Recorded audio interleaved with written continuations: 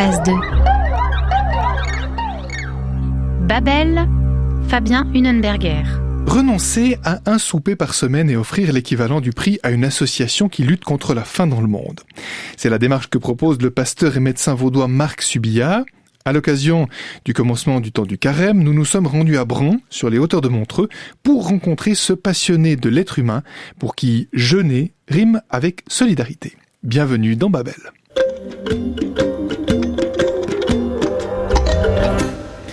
Davide Pesenti, bonjour. Bonjour Fabien. Alors Davide, ce matin, vous nous proposez un entretien avec le pasteur et médecin Marc Subilla, qui est l'initiateur du projet qui s'appelle « Des calories pour la vie ».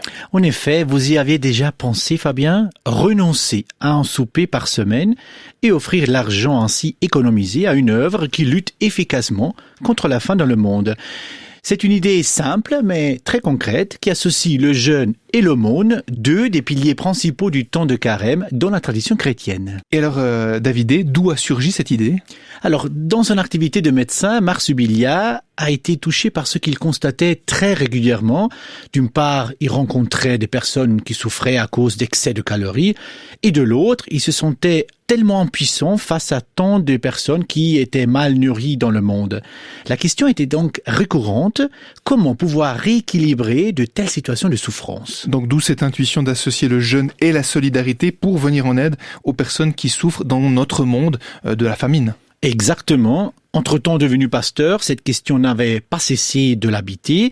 C'est ainsi qu'il y a environ 5 ans, le projet Offrir des calories pour la vie a pris forme.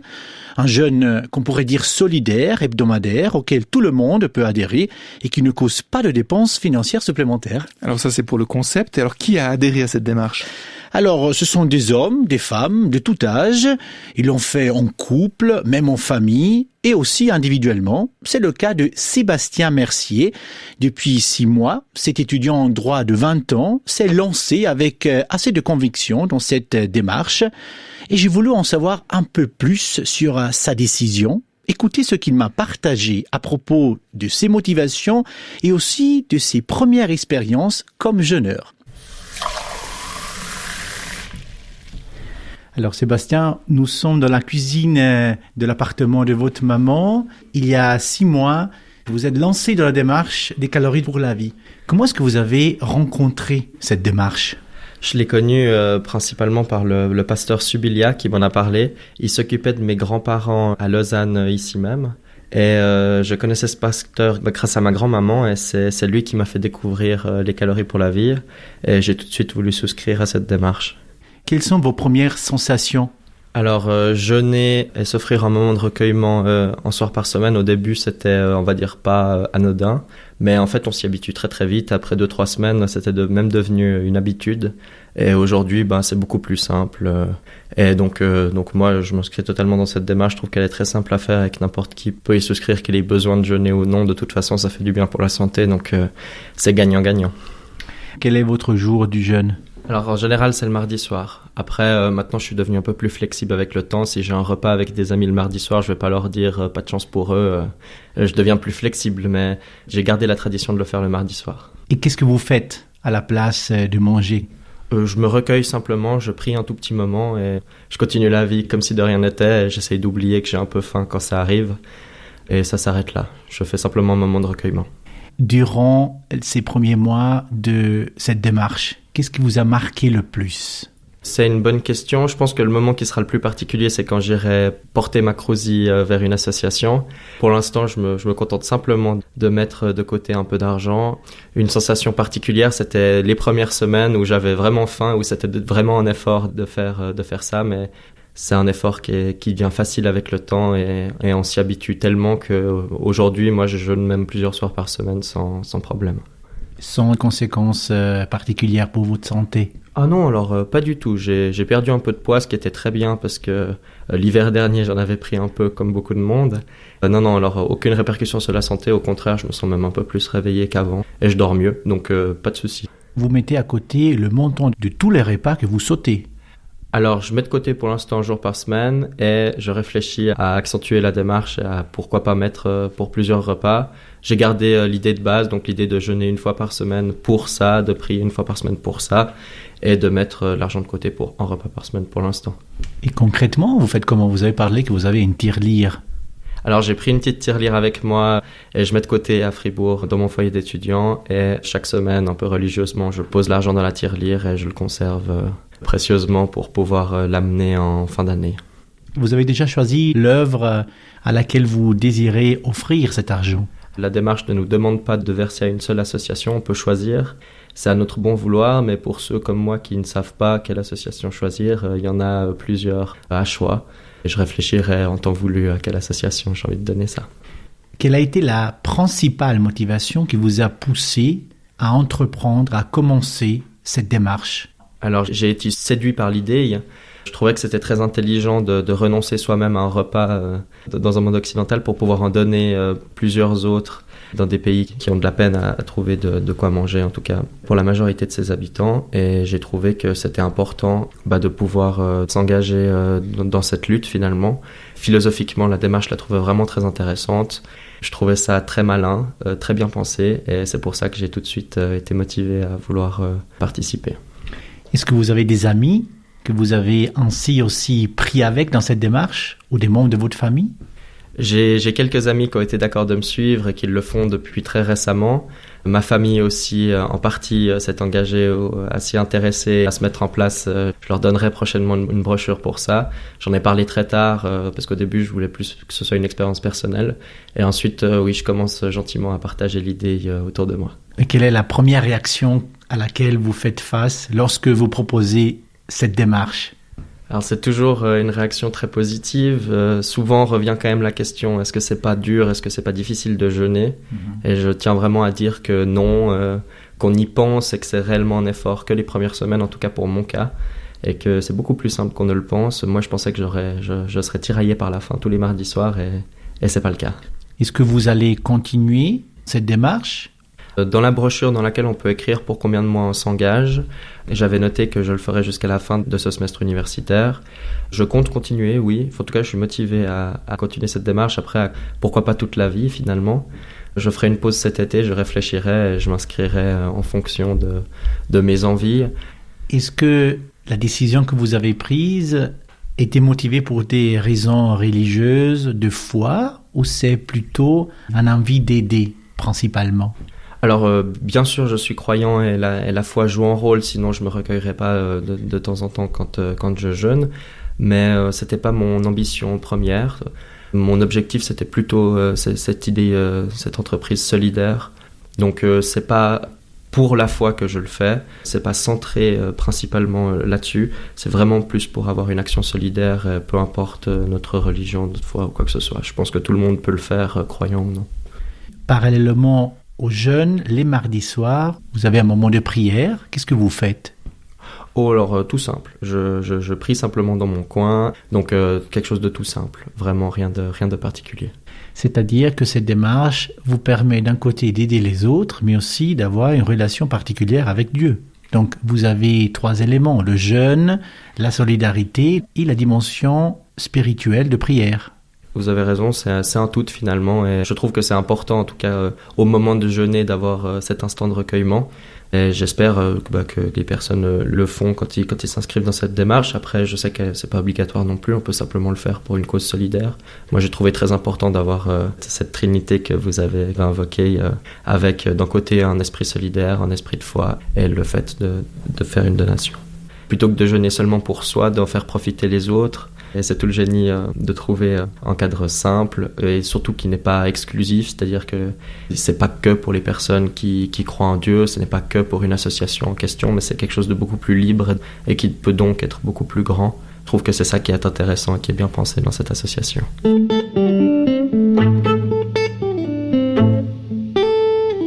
C'était Sébastien Mercier, un des jeûneurs qui participe à la démarche Offrir des calories pour la vie, imaginée par le pasteur Marc Subilla, un type de jeûne qui vise en même temps à lutter contre la faim dans le monde.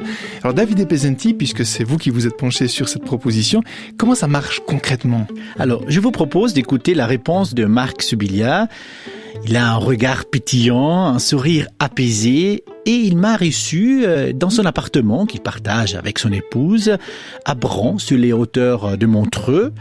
On était assis dans son salon, un salon très lumineux, et il m'a tout d'abord raconté comment cette idée est née. Le médecin et pasteur Marc Subilia. À l'époque où je travaillais comme médecin dans des hôpitaux, j'étais toujours frappé de voir qu'il y avait des personnes qui souffraient dans leur corps d'un excès de calories qui pouvait provoquer des problèmes tels que diabète, hypertension, accident cardiovasculaire, que sais-je. Et il y avait d'autres personnes qui, elles, étaient gravement dénutries. Il y avait souffrance de part et d'autre et je me disais, mais comment pourrait-on aller dans le sens d'un rééquilibrage? Quand je suis devenu pasteur, bien des années plus tard, cette question a continué de m'habiter, mais dans un sens plus large. Souvent, on sensibilise les paroissiens aux injustices, on se dit qu'il faudrait faire quelque chose, on déplore, mais peut-on se contenter de déplorer? Et c'est là que petit à petit a pris forme une proposition extrêmement simple et extrêmement concrète à laquelle chacun peut adhérer s'il le souhaite, c'est de renoncer à un souper par semaine et d'offrir l'argent ainsi économisé à son rythme, à son idée, offrant ce don à une œuvre luttant efficacement contre la faim.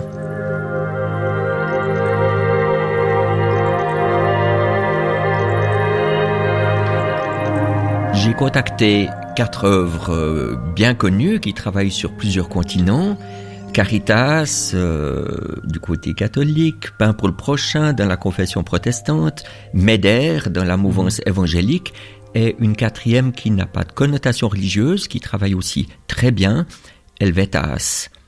J'ai fait ce choix personnel à partir de nombre d'œuvres qui me touchent, en partant simplement de ce point de vue que cela offre un travail sur tous les continents, et aussi bien pour le court terme que pour le long terme, laissant le choix à chacun de soutenir ce qui lui paraît important. Et donc, cette démarche de renoncer à un repas par semaine porte des fruits positifs pour celui qui le fait, mais aussi des fruits positifs pour ceux qui reçoivent l'argent correspondant au prix de ce repas. On a une situation de win-win finalement. Alors ça, c'est vraiment ce qui donne un certain attrait à cette démarche auprès de personnes de tous âges et de toute situation sociale.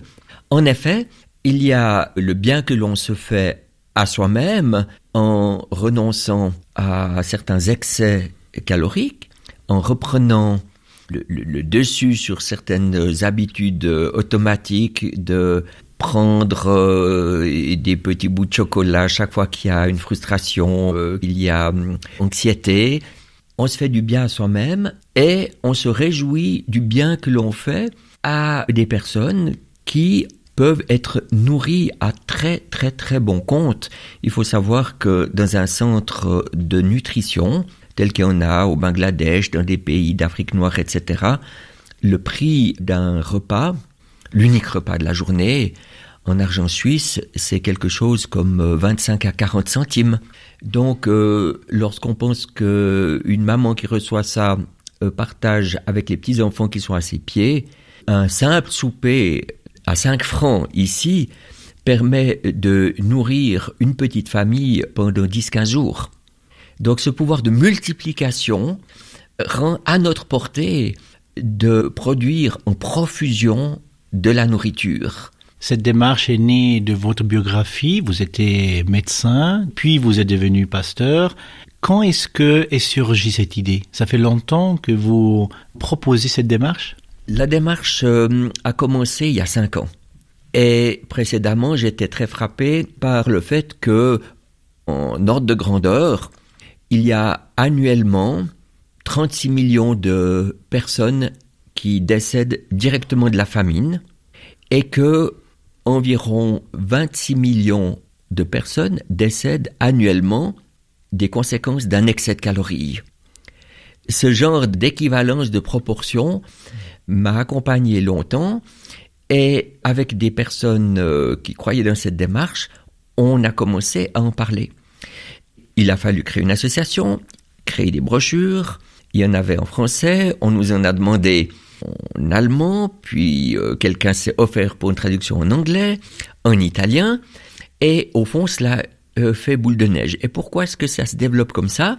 C'est par le bouche à oreille. Quelqu'un qui renonce à un souper par semaine, il n'a pas simplement des idées sur ce qu'il faudrait faire, il expérimente quelque chose. Et lorsque on saute un repas, on ne souffre pas de faim, évidemment, mais on a envie de manger. Et quand on a juste envie de manger, on pense autrement à ceux qui, eux, souffrent de faim et vont finir par mourir. Ils sont condamnés à mort après un temps X de souffrance épouvantable. Et alors une prière qui est une prière de la pensée, mais aussi du corps, est une prière qui engage tout notre être. Cela met en jeu l'empathie. On réalise que c'est insupportable que tant de personnes crèvent de faim, alors qu'il est relativement facile, je ne dirais pas de supprimer la misère du monde, mais d'éviter la torture de la mort de faim. Et je vois avec plaisir que les personnes qui sont entrées dans la démarche, maintenant il y a un certain recul, me disent « Je suis très heureux de ce que je fais, ça me satisfait pleinement, et quand je leur demande « Est-ce que vous savez jusqu'à quand vous voulez le faire ?» j'ai souvent la réponse « Mais pourquoi est-ce que je m'arrêterais maintenant ?»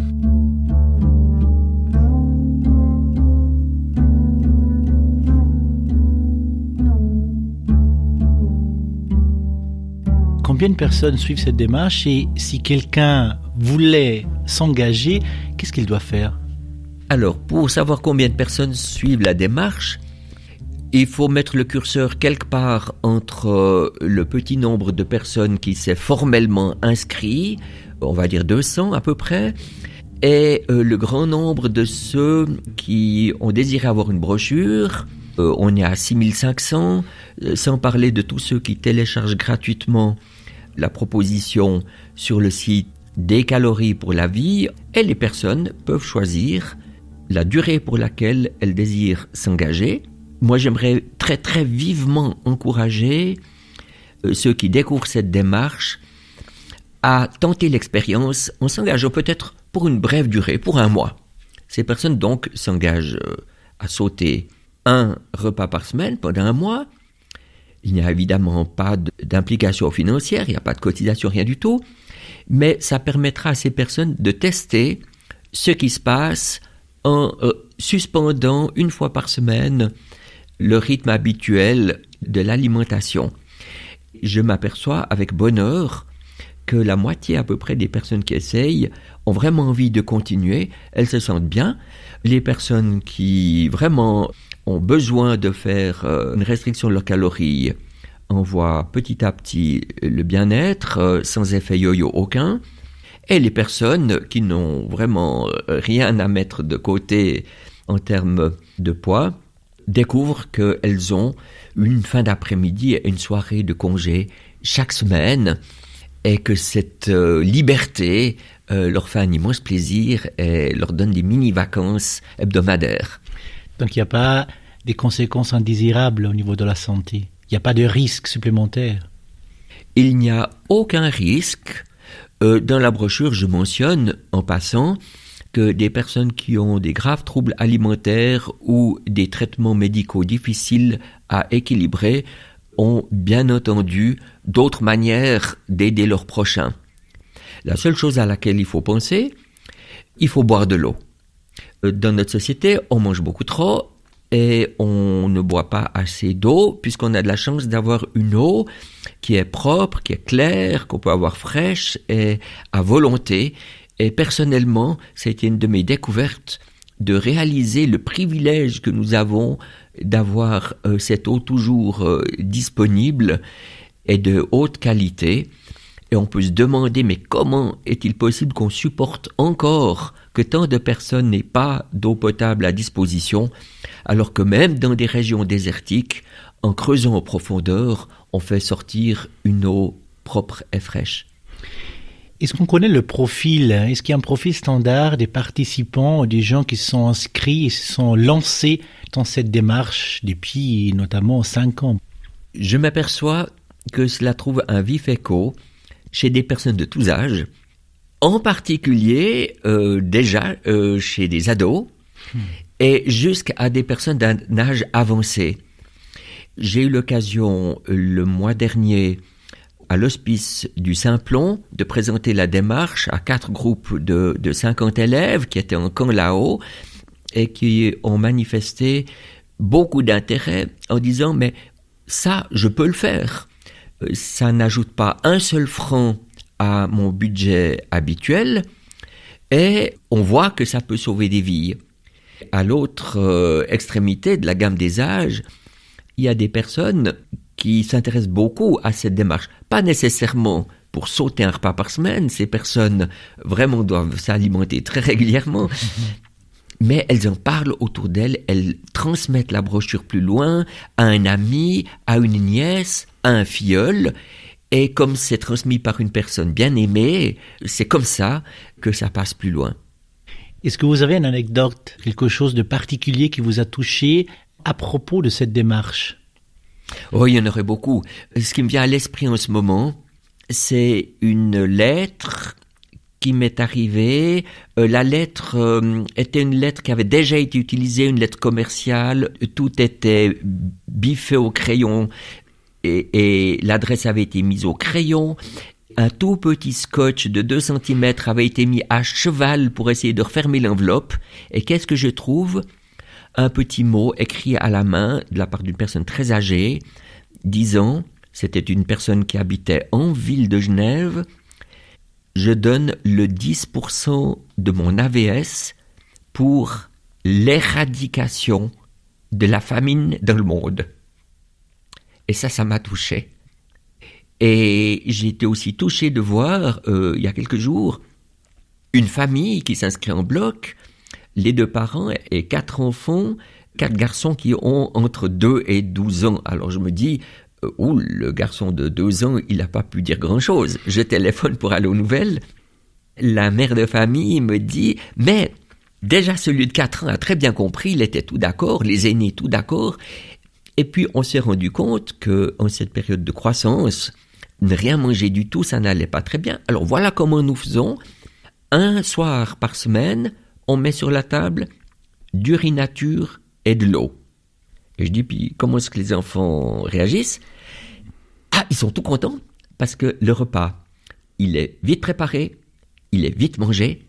Alors, c'est le soir de la semaine où on se raconte des histoires et où on fait des jeux ensemble. Ils aiment ça.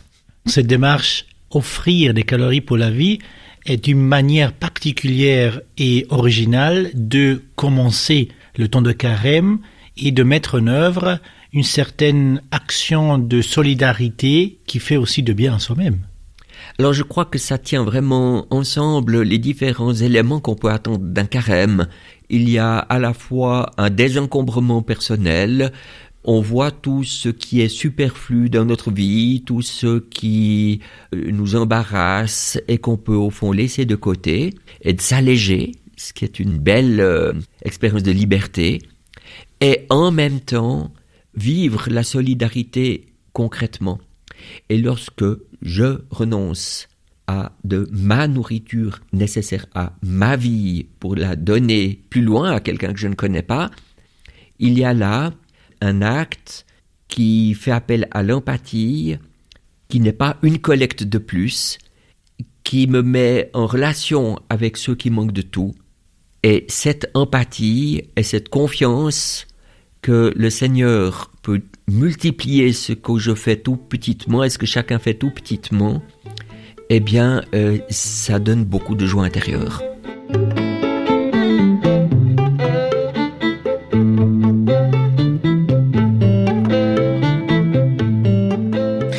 Vous écoutez Babel et nous parlons aujourd'hui d'une proposition de jeûne qui s'appelle « Offrir des calories pour la vie », une proposition assez originale, imaginée par un pasteur. David Ebezenti, si on n'est pas chrétien ou si on n'a pas de conviction religieuse particulière, on peut participer à ce type d'opération ? Oui, absolument. Et la solidarité humaine envers les plus démunis est au cœur même de cette démarche de jeûne. Donc ça va bien au-delà de chaque confession ou de chaque foi. Et l'ouverture interreligieuse de la démarche est un aspect très important pour son créateur. Je vous propose d'écouter à ce propos ce qu'il m'a dit. Marc Subilia.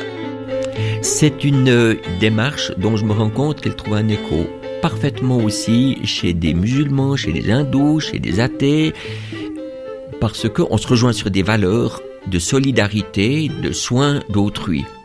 Pour ce qui me concerne, le point de départ, c'était cette parole de Jésus qui, lorsque ses disciples s'inquiètent, la foule est là depuis des heures à écouter Jésus, il n'y a pas de village tout alentour, mais comment va-t-on nourrir tout ce monde ? Et les disciples s'adressent à Jésus, bien entendu, dont ils attendent toujours réponse à tout. Et Jésus leur fait cette réponse qui m'a percuté un jour. « Donnez-leur vous-même à manger ». Et à partir du petit peu qui est offert librement, joyeusement par un jeune garçon, finalement, le récit dit que tout le monde est nourri et qu'il y en a encore au-delà pour aller porter plus loin. La belle découverte, c'est que le Seigneur qui donne l'ordre, donnez-leur vous-même à manger, est celui-là même qui rend possible de faire ce qu'il nous demande de faire. Et cela continue 2000 ans après, l'aventure est là, que lorsqu'on donne un petit peu, librement et joyeusement, le Seigneur peut accomplir infiniment, au-delà de tout ce qu'on peut prévoir ou même imaginer. Et c'est juste ce qu'on est en train de vivre. C'est-à-dire que cette démarche est une forme de témoignage de la foi et de l'Évangile aujourd'hui au XXIe siècle. Oui, et c'est à la portée de chacun. Je vois que par les mots qui sont envoyés, les messages, les téléphones, ceux qui entrent dans cette démarche, on a une joie intérieure face à la situation du monde, de faire quelque chose de partage dans le sens de la vie, et c'est un enthousiasme communicatif. Marc Subilia, vous avez donc souvent d'échos, de réactions, des gens qui sont lancés dans cette démarche. Vous avez un contact régulier avec ces centaines de personnes qui suivent votre démarche. Alors, nous sommes une petite équipe qui va en s'étoffant à mesure que des personnes s'intéressent, proposent quelque chose, font savoir plus loin. Cette équipe est toujours intéressée par toute ouverture, toute proposition. Et c'est comme ça que, de fil en aiguille, en présentant la démarche dans des lieux divers, ou en organisant une conférence, ou en répondant à des demandes qui viennent parfois d'assez loin, eh bien, cela se propage. Je pense par exemple à une communauté religieuse en France qui demande pour la 5e ou 6e fois des piles de brochures pour les gens qui viennent faire retraite dans cette communauté.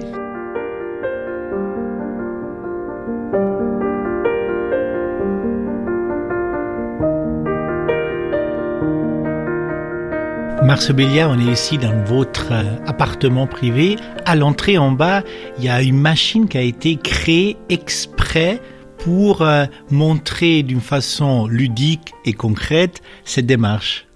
J'avais vu une machine sur les quais de Montreux, faite par un certain Pascal Bettet. Et je suis allé trouver cet homme dans le vieux Montreux, qui était parmi des tonnes de matériel de récupération dans son coin, et je lui ai dit, j'aimerais vous raconter une démarche, vous demandez ce que vous en pensez. J'imaginerais un tube transparent. Dans ce tube, il y aurait des calories qui seraient représentées par des billes. Et les billes, le long du tuyau transparent, iraient de l'assiette du pauvre, qui est déjà faiblement garnie, vers l'assiette du riche, qui est l'assiette hyper abondante. Parce que c'est comme ça que ça se passe dans la vie. Et puis, j'aimerais que vous plantiez une manivelle quelque part pour qu'en tournant la manivelle, on puisse rétablir l'équilibre, faire repasser les calories de l'assiette trop pleine à celle qui n'a plus rien. Et cet équilibre est bénéfique de part et d'autre, bien entendu. Qu'en pensez-vous ? Il m'a dit, moi, c'est la nuit que je réfléchis, revenez dans 3 jours. Quand je suis revenu, il y avait une feuille de dessin couverte de croquis. J'ai compris que la démarche l'intéressait et que c'était faisable. Et j'avais proposé un montant pour montrer que je venais pas juste par curiosité, mais que c'était une réelle demande. Il m'a dit, vous comprenez qu'il me faudra beaucoup d'heures pour faire ça. Après quelques secondes de réflexion, il me dit, j'accepte votre montant, toutes les heures supplémentaires, je les offrirai car je crois dans cette démarche. Ainsi s'est réalisé ce mobile, qu'il a d'ailleurs découpé en 3 morceaux pour que, en remettant les boulons où il faut, cela tienne dans le coffre d'une petite voiture et que cela puisse être amené, comme ça a déjà été le cas sur la place de la cathédrale ou dans d'autres lieux, par exemple. Vous utilisez ce mobile pour témoigner, pour montrer 3 dimensions la démarche que vous proposez. Oui, dans cette machine qui est faite à 95% de déchets, il y a juste une pièce qui est high-tech. C'est des engrenages qui ont un aspect curieux, carrés ou dentelés, qui ont été découpés au laser au 10e de millimètre. Et c'est parce que cette pièce est parfaitement ajustée que cela entraîne tout le restant du mécanisme. Pour moi, c'est une parabole que si nous plaçons dans ce monde assez chaotique une pièce parfaitement ajustée au bon endroit, eh bien, cela peut remettre en mouvement et dans le bon sens beaucoup de choses. Quel écho vous avez eu de vos collègues pasteurs ou de vos collègues médecins ? Alors, pour ce qui est des confrères médecins, au début, ils se demandaient ce que ce médecin devenu pasteur allait faire comme sculpture sur nuage. Et maintenant, il y a un réel intérêt, notamment pour des entretiens motivationnels. Plutôt que de dire aux gens, vous devez renoncer, privez-vous, il est possible de dire, vous allez faire du bien à des gens qui souffrent terriblement de la faim en leur donnant cet excès. Et puis vous verrez, ce sera pas mal pour vous non plus. C'est une autre dynamique qui entraîne l'adhésion de beaucoup de personnes. Et pour ce qui est des collègues pasteurs, eh bien je vois que de fil en aiguille, il y en a beaucoup qui m'invitent à venir présenter cela dans une assemblée, dans un groupe, lors d'un culte, présenter la démarche dans leurs paroisses respectives et dans d'autres milieux d'église. Dans la mesure du possible, je le fais chaque fois que je peux.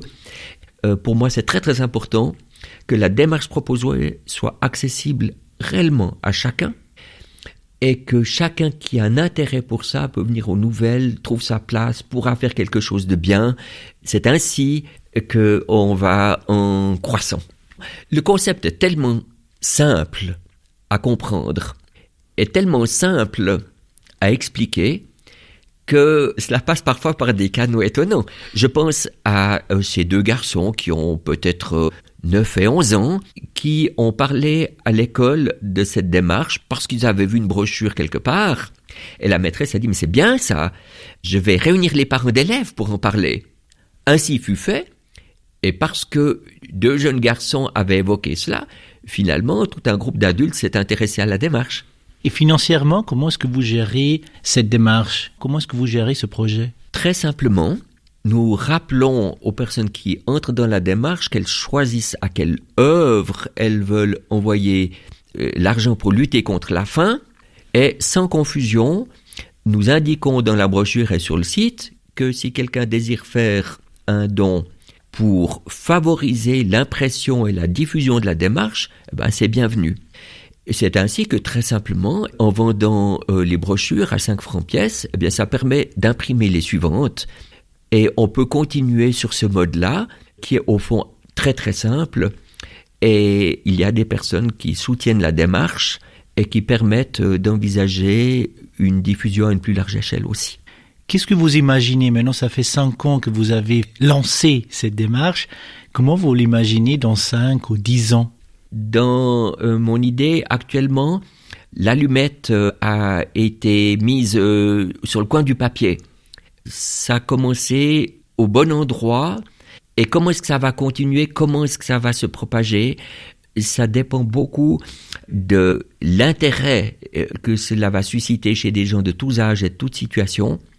Et je crois que cette flamme, elle va être entretenue avec la grâce de celui qui nous a dit « Donnez-leur vous-même à manger ».